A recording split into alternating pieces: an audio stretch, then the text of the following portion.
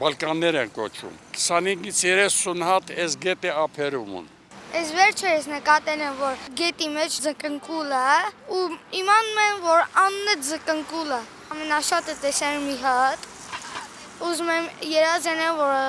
12 հատ տեսնեմ իրար հետևից։ Ռուսերեն ոնց որ ցապլյա, հա, բայց հայերեն թարգմանությունը ճիշտ ասած այս բան չեմ մտաբերի։ Սլացիկ կազմվածքով սպիտակափետուր այս թռչունները մեծ տառեղներն են։ Կապանում շատերն են նկատել սիրունատես հյուրերին, զմայլվել, փորձել պարզել իրական անունը, մեր կողմեր այցելելու նպատակը։ Նրանք միշտ տակ գոտիներում են լինում։ Նրանք հարավից գալիս են հյուսից գնում են հարավ։ Բայց մեր գոտին սառը գոտ, տակ գոտ է, էլի, դրանք արմարվել են։ Եվ անմիջապես սրանք գալիս են գետի կողքը ձուկ որսելու համար։ Ամսի 2-ից ամեն առավոտ վեր եմ գալիս, ըստ թռչների նայում, գալիս եմ նայում, հիանում։ Նոր որ հաշվեցինք մոտորապես մի 20 քանի հատ կա։ Այն վերևներ կա, բանի վրա։ Ներկա, գետի մեջ էլ շատ կա այսօր։ Այսօր շատ է, այսօր։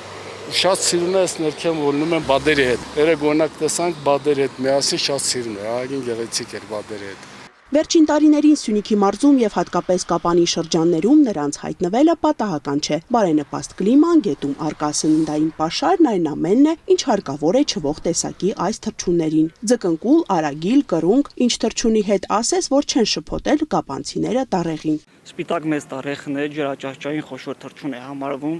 Այն տարբերվում է իր սպիտակ փետրավորությամբ, երկար վզով եւ սուր կտուցով եւ մուգ կամ սև ոտքերով։ Հայաստանում հիմնականում հանդիպում են Սևանա լճի ափերին, Արաքսի հովտում եւ արդեն իսկ վերջին տարիներին նկատվում է նաեւ Սյունիքի գետային հատվածներում։ Գետում ապրող բադերի հետ են հասցրել մերվել տառեղները, ընդհանուր հաշվով 3 տասնյակից ավելին են։ Ողջիի կենդանական աշխարհը դեռ այսքան բազմազան եւ ներդաշնակ չի եղել։ Թեկուզ իրանք եթե մշտապես էլ չբնակվեն մեր տարածաշրջանում, ամեն դեպքում գոնե տարվա մեջ ինչ-որ հետաքրքիր բան կավելացնեն, էլի Կապանի բնապատկերին, մանավանդ որ գետի այդ ընդհանուր տեսարանները շատ սազում են։ Շատ մեծ դեր ունի մեր բնության